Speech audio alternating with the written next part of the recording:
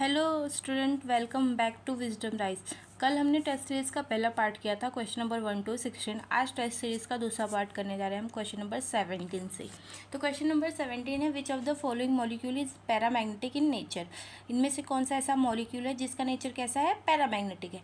Paramagnetic मतलब ऐसा nature जो मैग्नेटिक फील्ड की तरफ अट्रैक्शन शो करता हो, ऐसे नेचर को हम क्या बोलते हैं, पैरामैग्नेटिक नेचर बोलते हैं। और वो किस पे डिपेंड करता है, नंबर्स ऑफ अनपेयर्ड इलेक्ट्रॉन्स। तो हम सबकी क्या करेंगे, according to molecular orbital theory, electronic configuration. तो हाइड्रोजन का एटॉमिक नंबर 1, H2 के total numbers of electron 2, lithium का atomic number 3, total electron 6, boron का atomic number 5, total electron 10, nitrogen का एटॉमिक नंबर 7, टोटल इलेक्ट्रॉन 14। तो हम इलेक्ट्रॉनिक कॉन्फ़िगरेशन करेंगे, देखेंगे कि किस में हमको अनपेयर्ड इलेक्ट्रॉन मिलते हैं। ठीक है, एक ही से कंटिन्यू करते जाएंगे। तो सिग्मा 1s2, एक भी अनपेयर्ड इलेक्ट्रॉन नहीं है हाइड्रोजन में। दूसरा करेंगे, पहले में कोई अनपेयर्ड इलेक्ट्रॉन नहीं, दूसरा करेंगे sigma 1s2, sigma star 1s2, sigma 2s2, इसके पास भी कोई अनपेयर्ड इलेक्ट्रॉन नहीं है। आगे बढ़ेंगे, थर्ड करेंगे sigma 1s2, sigma star 1s2, sigma 2s2, sigma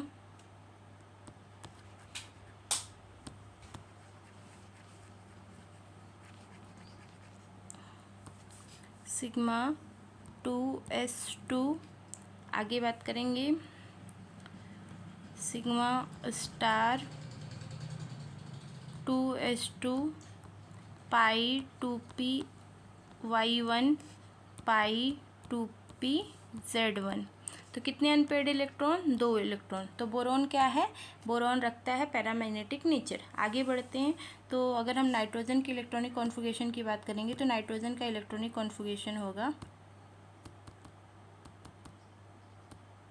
nitrogen का इलेक्ट्रॉनिक कॉन्फ़िगरेशन कैसा होगा, sigma 1s2, sigma star 1s2, sigma 2s2, sigma star 2s2, पाई 2p x2, पाई 2p x2, पाई 2p y2 और पाई 2p z2।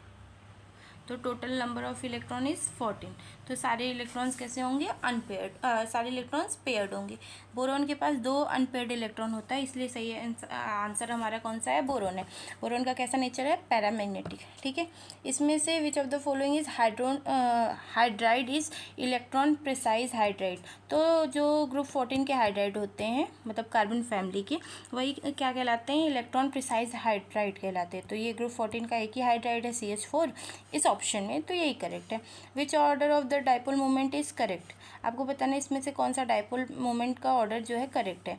तो BeF2 एंड CO2 दोनों क्या है, non polar है, तो दोनों का डाइपोल मोमेंट 0 होगा। ये आंसर करेक्ट है, पहले ही करेक्ट मिल गया, बाकी सबके कंपैरिजन करने की ज़रूरत ही नहीं है जब आपको पहला आंसर मिल जाए तो।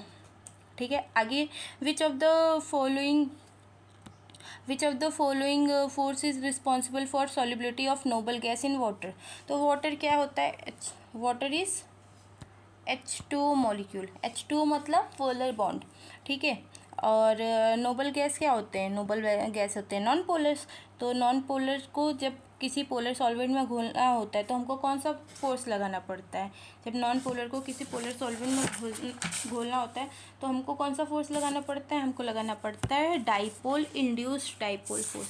मतलब एक तो डाइपोल हो और दूसरा जो डाइपोल नहीं है उसको डाइपोल क्या करे, इंड्यूस करे टू कन्वर्टिंग इनटू डाइपोल।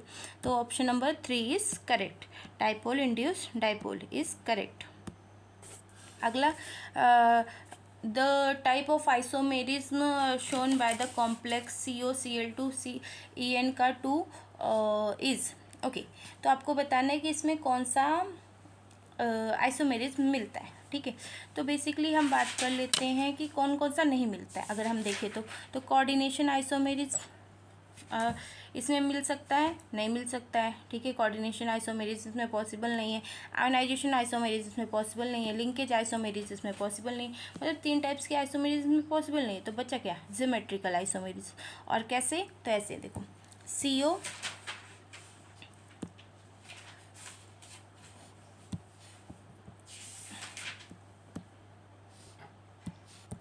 हम बनाते हैं इसका ज्योमेट्रिकल आइसोमेरिज्म, ठीक है।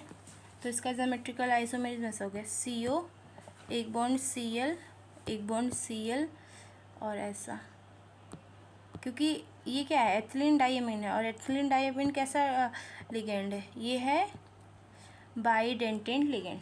तो ये कौन सा पोर्शन हो गया, ये हो गया ट्रांस, अपोजिट फेस पर सेम आयन। सिस बनाएंगे तो हम कैसा बनाएंगे, ऐसे CO Cl Cl En और En। ऐसे क्यों बना रहे, क्योंकि ये दो लोन पेयर दे रहा है, तो ये कैसा हो गया, सिस। तो ये किस टाइप का आइसोमेरिज्म हो गया, ज्योमेट्रिकल आइसोमेरिज्म, ठीक है। बाकी आपको जितने भी आइसोमेरिज्म है एक बार फटाफट रिवाइज कर लेंगे, ठीक है। अगला क्वेश्चन देखते हैं, एसेरेशन और रीजन वाले क्वेश्चन। तो पहले हम एसेरेशन और रीजन को पढ़ेंगे कि क्या सही लिखा है क्या गलत लिखा है, ठीक है। तो उसमें लिखा है पहला कि the G salt coordination number of PT is 5। तो उसके लिए हमको जी सॉल्ट याद होना चाहिए। तो जी सॉल्ट का फॉर्मूला होता है KT in bracket PT Cl3 C2H4। और C2H4 क्या है, बेसिकली मोनोडेंटेंट लिगेंड है, ठीक है। तो क्या इसका कोऑर्डिनेशन नंबर 5 है। तो कोऑर्डिनेशन नंबर डिपेंड किस पे करता है, जितना लोन पेयर कोई भी सेंट्रल मेटल एटम एक्सेप्ट करे। यहाँ पर PT कितना लोन पेयर एक्सेप्ट कर रहा है, 3 क्लोरीन से और 1 इससे, तो टोटल कितने लोन पेयर एक्सेप्ट कर रहा है, 4, जिसका कोऑर्डिनेशन नंबर कितना हो गया, 4। तो मतलब एसेरेशन तो इनकरेक्ट हो गया। आगे इसमें लिखा है कि ethene is a sigma donor electron. Sigma donor electron मतलब सिग्मा बॉन्ड से इलेक्ट्रॉन दे रहा है, लेकिन नहीं, एथीन के पास तो एक्स्ट्रा इलेक्ट्रॉन है ही नहीं, वो तो ये पाई बॉन्ड का इलेक्ट्रॉन दे रहा है ना, तो इसका रीज़न भी अनकरेक्ट। तो बोथ एसेरेशन और रीज़न आर फॉल्स, ठीक है। अगला, which of the following ligand can stabilise lower oxidation state state of metal. तो जो स्ट्रॉन्ग फील्ड लिगेंड्स होते हैं वो क्या करते हैं, वो मेटल्स को स्टेबलाइज करते हैं लोअर ऑक्सीडेशन स्टेट में, वो पेयर कर देते हैं अनपेयर्ड इलेक्ट्रॉन को। और जो वीक फील्ड लिगेंड है वो ये काम नहीं कर पाते। इनमें से स्ट्रॉन्ग फील्ड लिगेंड कौन सा है, कार्बन और oxygen. CO is strong field ligand, तो ये क्या कर देगा, इसको मेटल के ऑक्सीडेशन स्टेट को लोअर कर देगा, ठीक है। तो CO is a strong field ligand, इसीलिए ये आंसर करेक्ट है। आगे बढ़ते हैं, question number 24, which of the following is responsible for the permanent hardness. तो परमानेंट हार्डनेस के लिए क्या क्या चाहिए होता है, कैल्शियम और मैग्नीशियम सल्फाइड और क्लोराइड। तो ऑप्शन में सिर्फ कैल्शियम सल्फाइड है, तो ऑप्शन करेक्ट है। आगे, gypsum is added to in cement because. तो जिप्सम को सीमेंट में इसलिए ऐड किया जाता है क्योंकि ये सीमेंट को क्या कर देता है, ये सीमेंट की जो सेटिंग टाइम है उसको क्या कर देता है, इंक्रीज़ कर देता है, इसीलिए जिप्सम को सीमेंट में क्या किया जाता है, ऐड किया जाता है। होप सब लोगों को क्लियर हो रहा होगा। अगर कुछ डाउट होगा तो आप लोग मुझे क्वेश्चन बता दीजिएगा कि मुझे इस क्वेश्चन में डाउट है, मैं उसको दोबारा आपको अलग से सॉल्व करके बता दूंगी। क्योंकि टेस्ट सीरीज़ के क्वेश्चन को सॉल्व करने में बहुत ज़्यादा टाइम हम वेस्ट नहीं कर सकते, इसलिए मैं थोड़ा सा जल्दी जल्दी सॉल्व कर रही हूँ।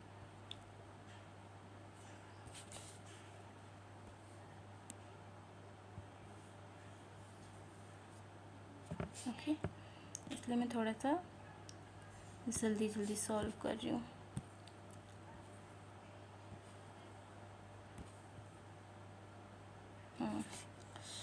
अगला क्वेश्चन है, the product of following first and second sequence are related as. इनमें से आपको बताना है कि इन लोगों के जो प्रोडक्ट है वो एक दूसरे से कैसे रिलेट कर रहे हैं। तो पहला हम प्रोडक्ट बनाएंगे किसका, CH3C ट्रिपल बॉन्ड CH3। जब उसका H2 और PdSO4 के साथ रिएक्शन करवाते तो ऐसे कन्वर्ट होता है, CH3C डबल बॉन्ड CH, फिर से CH3CH डबल बॉन्ड CH3। फिर हम इसका रिएक्शन किससे करवाते हैं, इसका रिएक्शन करवाते हैं Br2 से। तो Br2 से रिएक्शन करवाएंगे तो हाइड्रोजन को क्या करेगा, रिप्लेस करेगा, और ये कन्वर्ट हो जाएगा, यहाँ पर हाइड्रोजन की जगह पर क्या हो जाएगा, Cl। ठीक है, HBr बाहर रिप्लेस हो जाएगा, तो ये हो जाएगा ये कंपाउंड ClCl। ठीक है, थोड़ा सा रिएक्शन मैंने जल्दी लिख दिया। दूसरे में क्या कंपाउंड कन्वर्ट होगा, तो Br2 के साथ, सॉरी यहाँ पर Br रहेगा, Cl नहीं,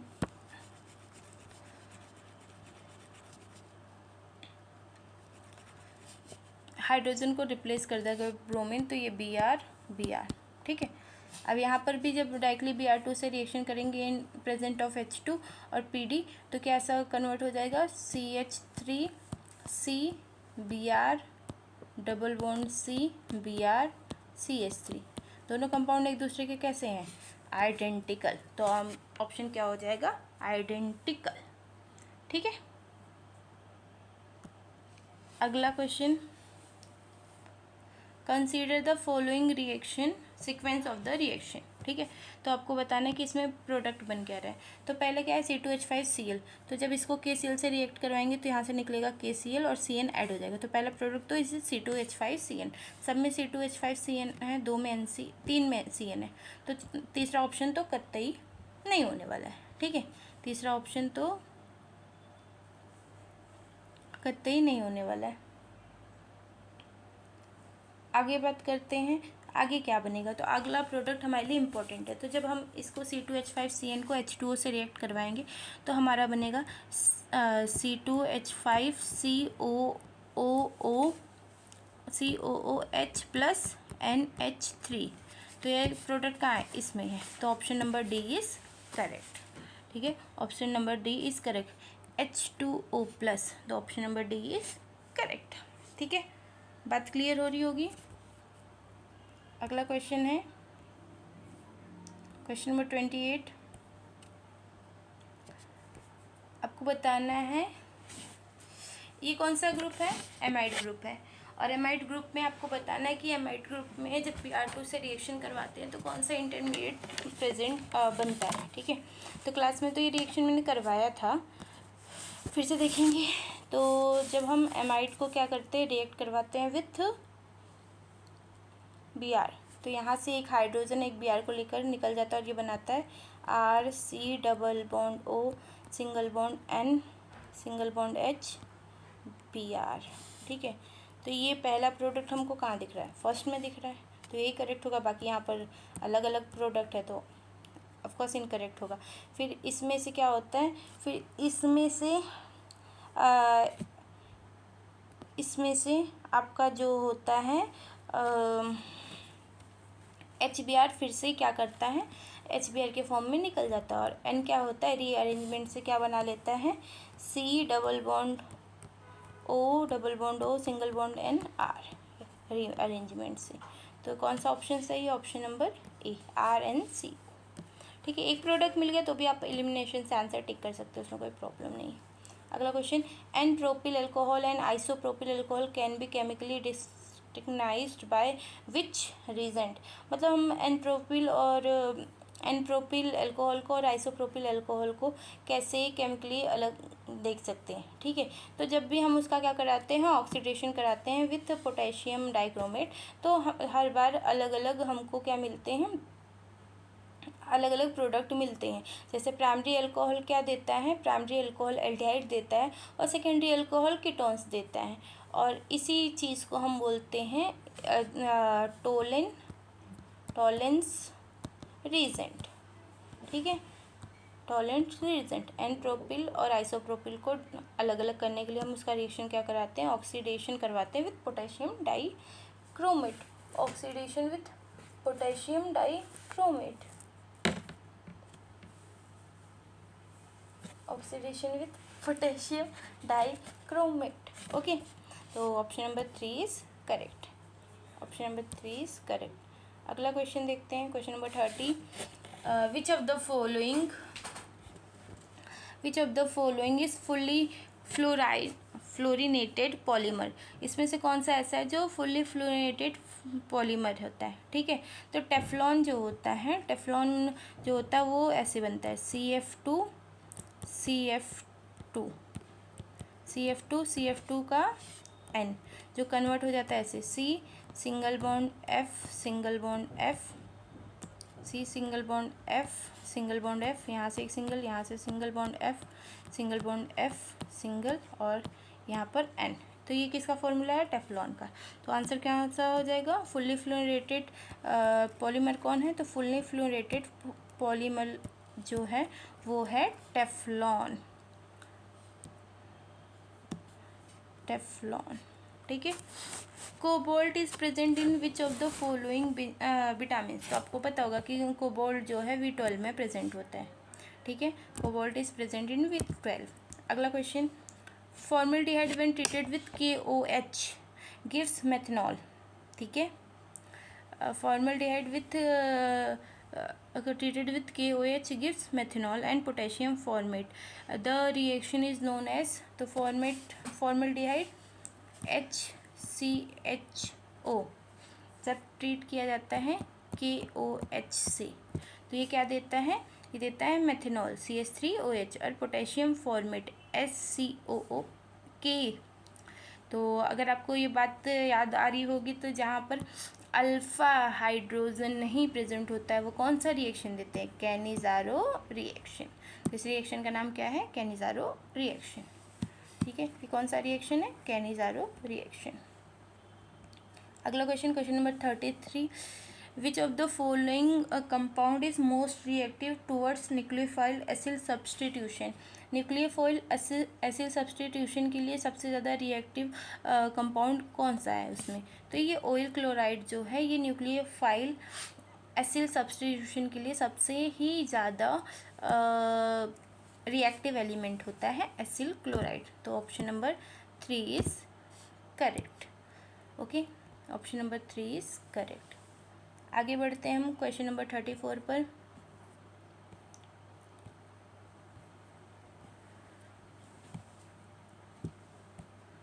okay, question number 34 is the product of the following reaction will be. Question number 34 में आपको बताना है कि इस रिएक्शन में हमारा प्रोडक्ट क्या होगा, ठीक है। इस रिएक्शन में हमारा प्रोडक्ट क्या होगा? तो देखो यहाँ पर OH है और यहाँ पर H है। H और OH क्या बना देंगे? H2 बना देंगे। तो ये ऐसे ऐड हो जाएगा। तो ये ऐसे CH3 CH2 C double bond O, ठीक है, C double bond O OCH3 OCH3। और ये कैसा कंपाउंड कौन दिख रहा है? फर्स्ट वन वाला ही, ठीक है। यहाँ से क्या निकल जाएगा? H2, ठीक है। ये रिएक्शन इजी था, बस बड़े बड़े कंपाउंड लिखे हैं तो उसमें कंफ्यूज होने की ज़रूरत नहीं है। Question number 35, which compound does not give aldol condensation. तो एल्डोल कंडेंसेशन जो होता है क्या होता है? कैनिज़ारो रिएक्शन का ऑफकोर्स उल्टा होता है, जिसमें अल्फा हाइड्रोजन प्रेजेंट होते हैं वही एल्डोल संघनन देता है या एल्डोल कंडेंसेशन देता है। जिसमें नहीं प्रेजेंट होते वो कैनिज़ारो रिएक्शन देता है। इसमें से किसमें अल्फा हाइड्रोजन नहीं प्रेजेंट है? तो इसमें से हम देखेंगे किसमें अल्फा हाइड्रोजन नहीं प्रेजेंट है।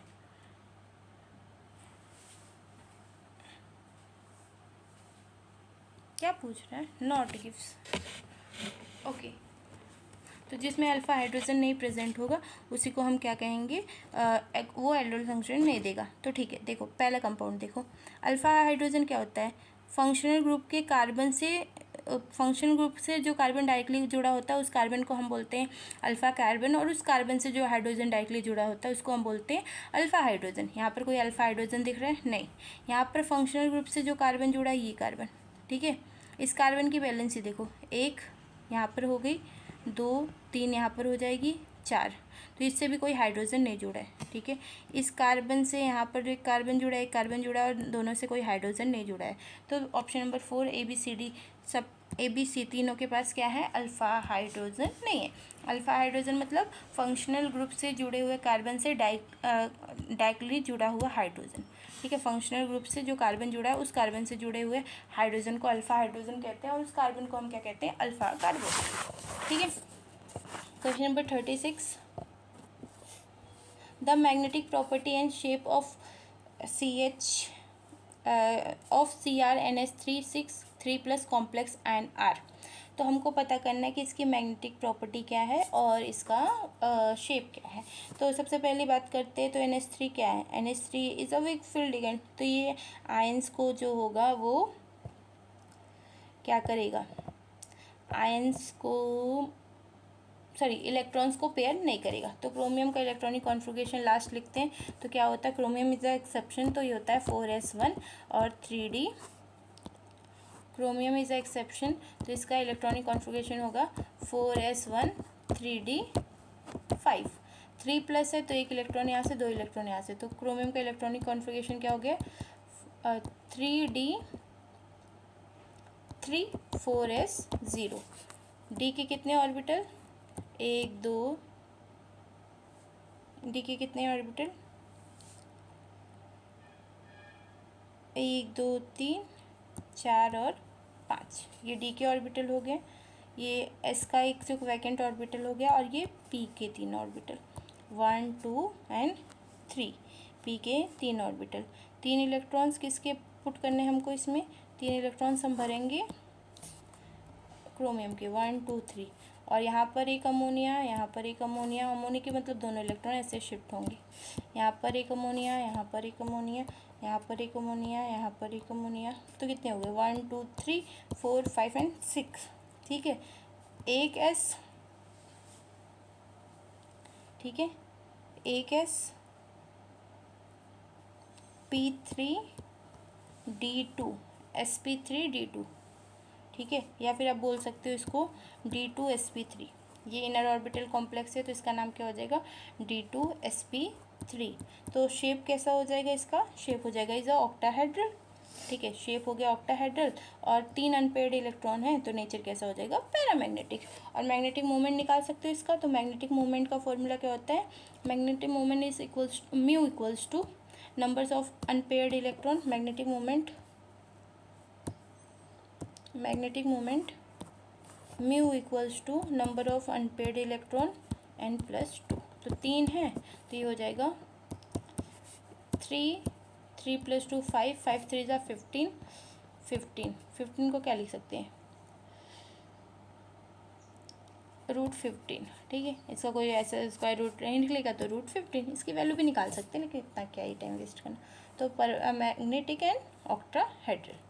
अगला क्वेश्चन देखेंगे, question number 37। Which of the following, question number 37, which of the following is not correctly match between the given species and type of overlapping. ठीक है, तो इनमें से कौन सा ऐसा है जिसमें टाइप ऑफ ओवरलैपिंग मैच नहीं है।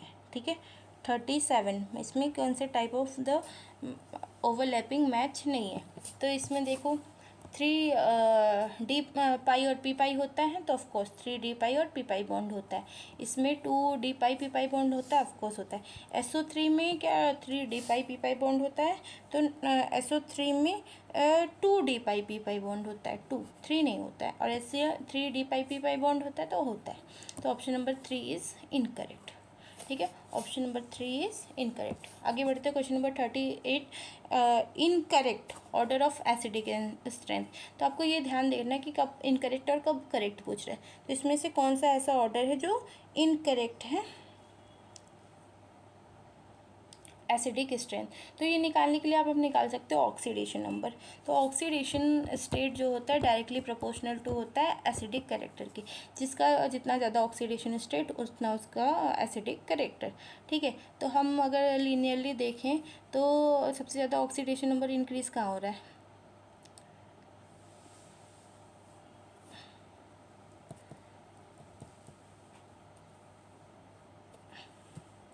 ओके। तो P2O5 में, SO3 में, Cl2O7 में, तीनों में ऑक्सीडेशन नंबर इंक्रीज़ कर रहा है। ठीक है, 5 10, ये हो गया +5, ये हो गया +6, और ये हो गया +7, इंक्रीज़ कर रहा है। यहाँ पर हो गया -2,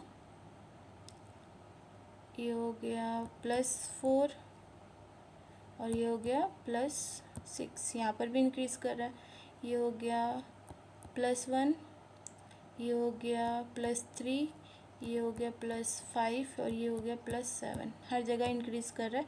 तो ऑल आर करेक्ट ऑप्शन, यहाँ पर नन ऑफ दिस की जगह पर ऑल लिखना था, all is correct. Okay, incorrect पूछा है, सॉरी यहाँ इनकरेक्ट पूछा है, तो ये सही है।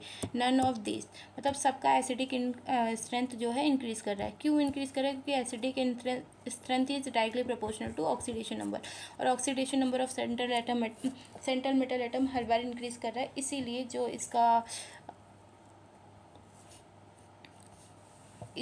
एसिडिक स्ट्रेंथ है वो भी इंक्रीज़ कर रहा है।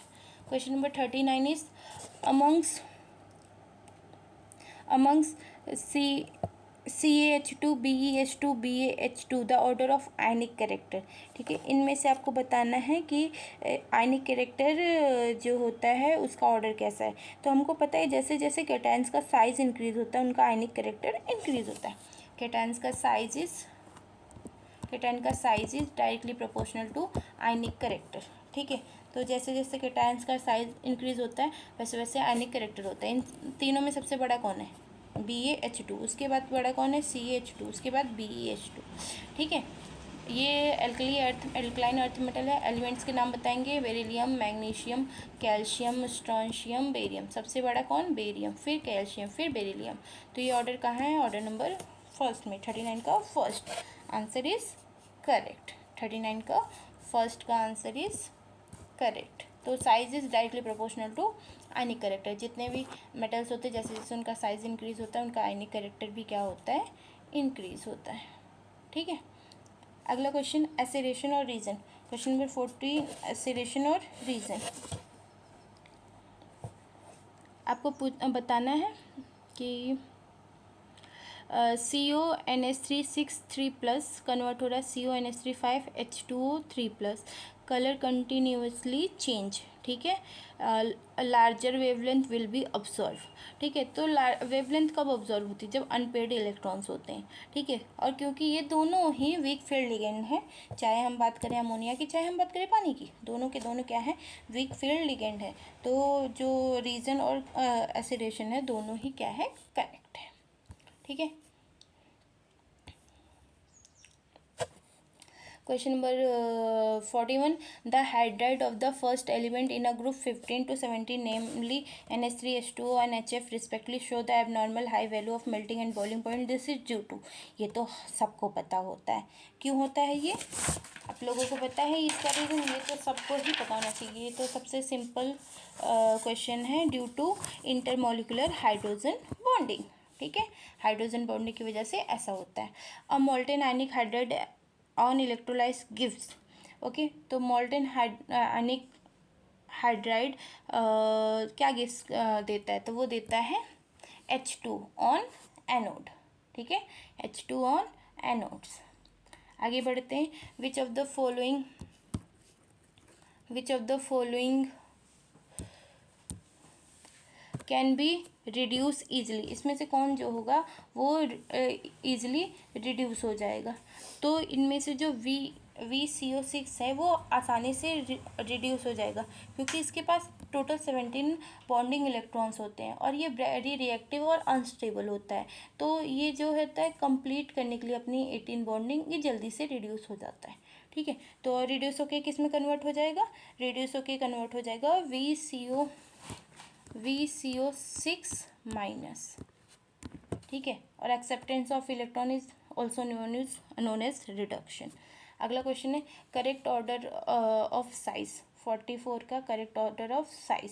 तो आपको पता है जितना ज़्यादा नेगेटिव आयन साइज उतना ज़्यादा बड़ा, जितना ज़्यादा पॉजिटिव आयन साइज उतना ज़्यादा छोटा। Option number 3 is correct. Choose the correct order for the given property. आपको इसमें से दिया, आपको बताना कि कौन सी प्रॉपर्टी जो है वो करेक्ट है। ठीक है, तो थर्मल स्टेबिलिटी जो होती है वो साइज के साथ इंक्रीज होती है, आयनिक कैरेक्टर के साथ इंक्रीज होती है। ऑफकोर्स करेक्ट बात है। सॉल्युबिलिटी ऑफ वाटर जो होता है वो साइज के साथ डिक्रीज होता है। ऑफकोर्स कोवेलेंट कैरेक्टर जो होता है वो पीरियड में ग्रुप में क्या करता है? डिक्रीज करता है। और थर्मल स्टेबिलिटी जो होती है वो ग्रुप में क्या करती है? इंक्रीज करती है। तो ऑफकोर्स पहला ऑप्शन इज करेक्ट, बाकी 3 अनकरेक्ट। ठीक है, question number 46 which of the following is not a correct reaction for aryl diazonium salt. ठीक है, तो इसमें से कौन सा रिएक्शन करेक्ट नहीं है आपको बताना है। ठीक है, तो इसमें से कौन सा रिएक्शन करेक्ट नहीं है। तो आप रिएक्शन पहला देखेंगे, ये पॉसिबल है, ऑफ कोर्स पॉसिबल है, ये भी पॉसिबल है, तो ये भी पॉसिबल है। ठीक है, ये पॉसिबल है नहीं, यहाँ से OH कैसे मिल सकता है, ये एसिड है, तो ये पॉसिबल नहीं है। ये पॉसिबल है नहीं, ये भी पॉसिबल नहीं है। तो option number C and D both the reaction are not possible. Question number 47, which of the following base is not present in DNA। तो DNA में कौन सा बेस नहीं प्रेजेंट होता, तो DNA में 4 बेस प्रेजेंट होते हैं। कौन कौन से, गुआनिन, साइटोसिन, थायमिन। ठीक है, adenine, guanine, cytosine and thymine. तो 3 तो ऑप्शन मिल गया वहाँ पर, adenine, guanine, thymine and cytosine. तो कौन सा नहीं प्रेजेंट होता है, यूरेसिल। यूरेसिल कहाँ प्रेजेंट होता है, ओनली RNA में प्रेजेंट होता है। Question number 48, which of the following agent among the following can be used for following transfer. इनमें से कौन सा एजेंट यूज़ किया जाता है, तो lithium aluminium hydride is the most reducing agent in among the following, इसलिए इसको यूज़ करेंगे। Which of the following are the main constituent of acid rain. Acid rain में मेन कॉन्स्टिट्यूएंट क्या होता है, सल्फर और नाइट्रोजन, नाइट्रोइक एसिड और sulphuric acid या सल्फोनिक एसिड, वो लिबरेट होती है। Question number 50, the compound ABCD for the reaction of the following sequence. ठीक है, तो इसको जब हम PBr से रिएक्ट करवाते हैं तो मतलब ये क्या बनाता है, HBr, और यहाँ से Br ऐड हो जाता है, तो ये बन जाएगा C2H5Br। 3 में ऑप्शन है, पहला ऑप्शन एलिमिनेट हो गया। ठीक है, पहला कंपाउंड हमको क्लियर हो गया, क्या है, C2H5Br। और नहीं भी क्लियर होता तो अब यहाँ से चेक कर लेते, फिर C2H5Br को KOH से रिएक्शन करवाएंगे तो ये क्या बना लेगा, ये KBr बना लेगा, और एक पानी निकल के क्या बन जाएगा, C2H2। तो ये वाला ऑप्शन नंबर 3 इज़ करेक्ट। अब आगे भी कर सकते हैं, लेकिन यहीं पर करेक्ट मिल गया तो यहीं पर करेक्ट। और ये हाइड्रोकार्बन्स में ये रिएक्शन बहुत करवाए जाते हैं। होप सो आप लोगों को टेस्ट सीरीज समझ में आई हो। अगर समझ में आई हो तो please like share subscribe. Thank you so much for watching.